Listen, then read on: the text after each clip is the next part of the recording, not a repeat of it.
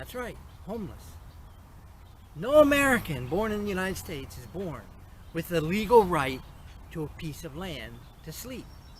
God gave us all basic human rights: the right to sleep, the right to eat, the right to talk, the right to walk. These are basic human rights that we received from God, that the mafia governments have taken a lot of these rights from us. But let's just talk right now about the right to sleep, the right to have a legal place to lay down our head and sleep at night, which is a necessity that every human needs, right? You don't have that right from the time you're born in the United States. Nobody has that right. Every single person born in the U.S., and I'm speaking of the U.S. in particular, because even though this is probably true in most other countries in the world, every country's a little different. I only know the U.S. and Mexico, and I know Mexico it's a little different, so I can't really say that in Mexico. But in the United States, you have no legal right to sleep from the time you're born. Now, for the first 18 years of your life, you're in government-mandated slavery to your parents or to a government institution or a foster home in lieu of parents, right?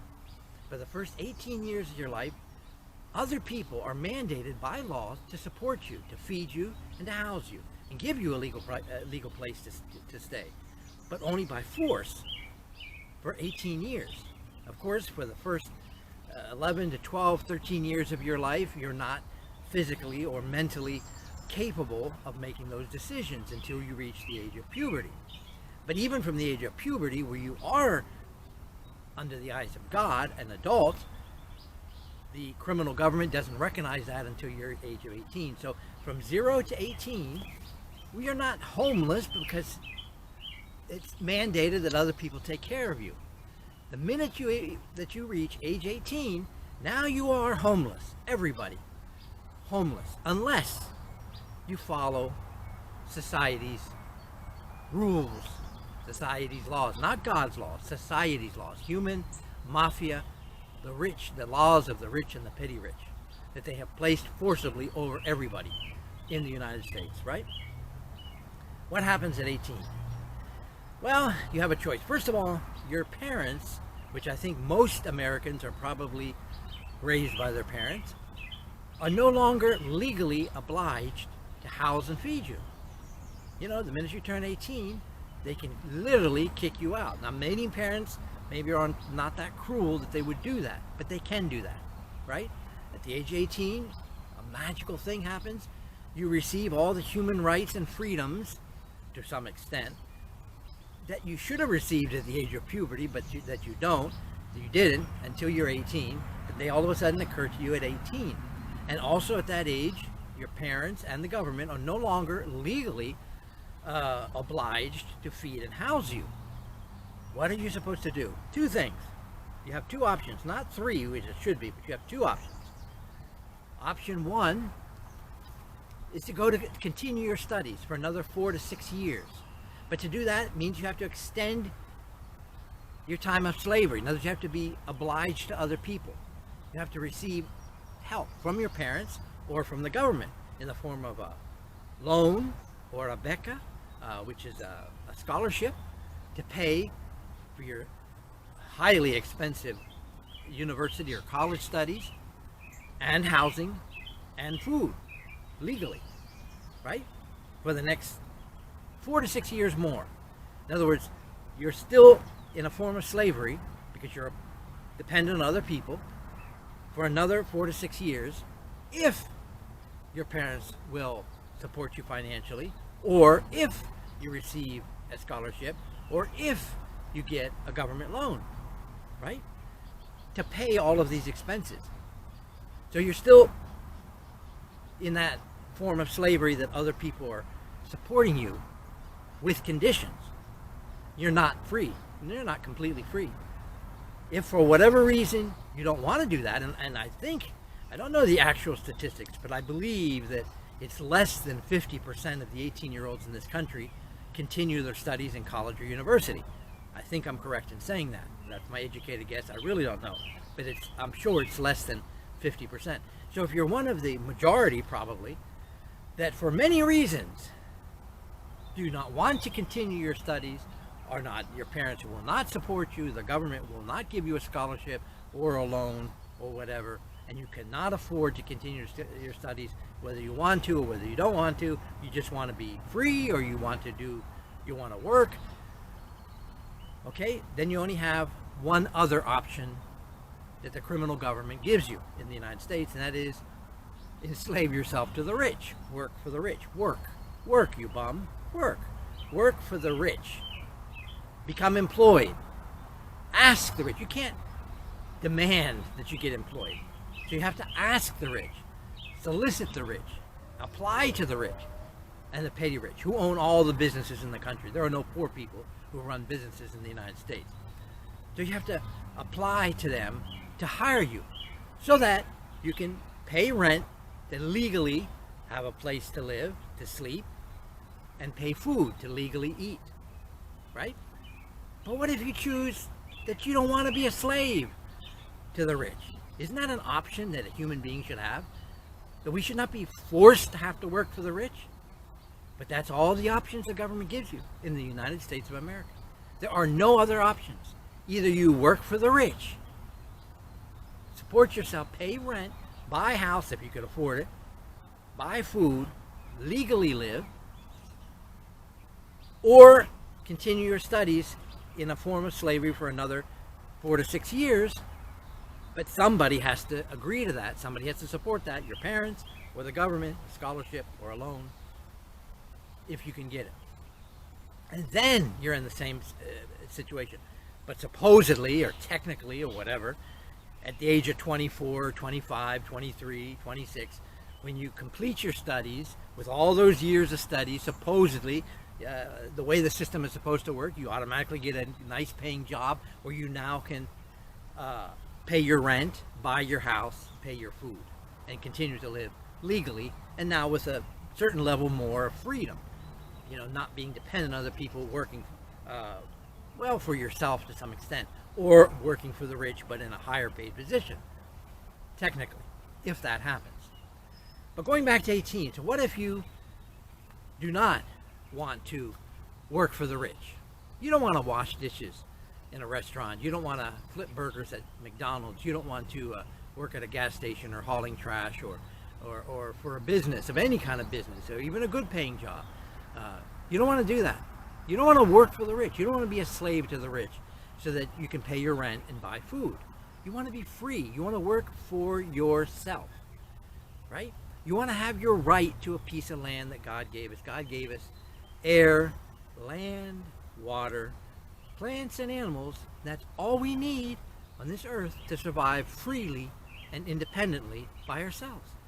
God gave us everything to build our house, to fill our stomach, to drink, to eat, to enjoy, right? God gave all that to us, right? But man, the rich and the petty rich being the middle class, that support the rich, have stolen all of that through their governments. There's not a piece of land in the U.S. that they will give you. Nothing. It's not really giving you. It's allowing you to use what God gave you. They have stolen it all. It's all stolen. This piece of land that you're watching this video on, where I'm camped out here, at any moment, I can be thrown in jail. At any moment.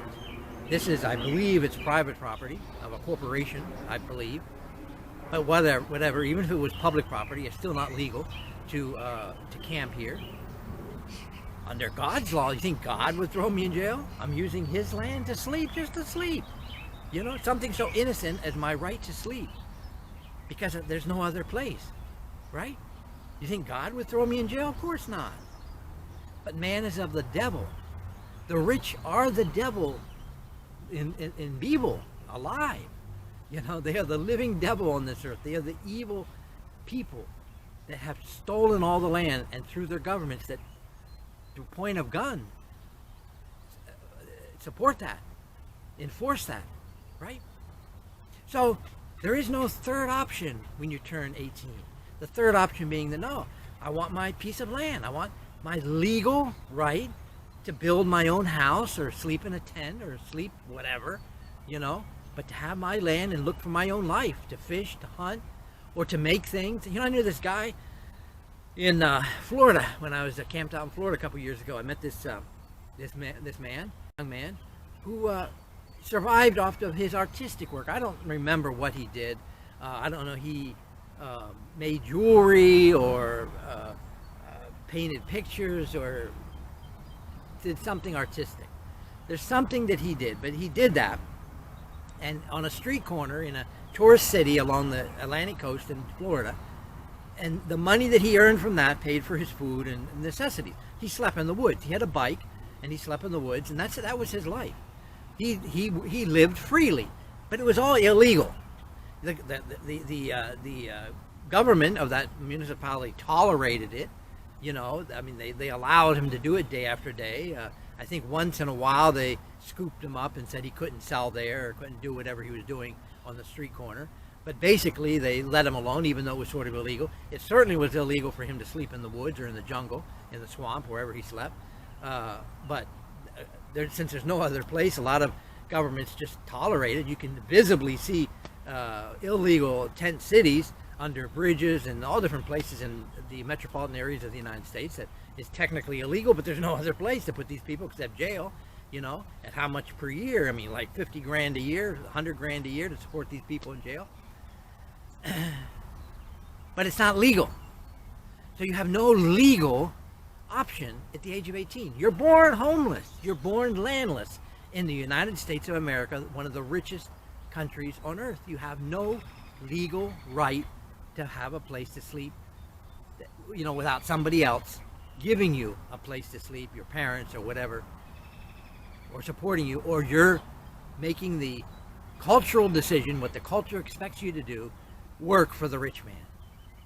Not to be free, but to work for the rich man. To pay for a piece of land that you should never have to pay for. To pay for a place to stay that you should never have to pay for. That's a sadness that Americans need to realize.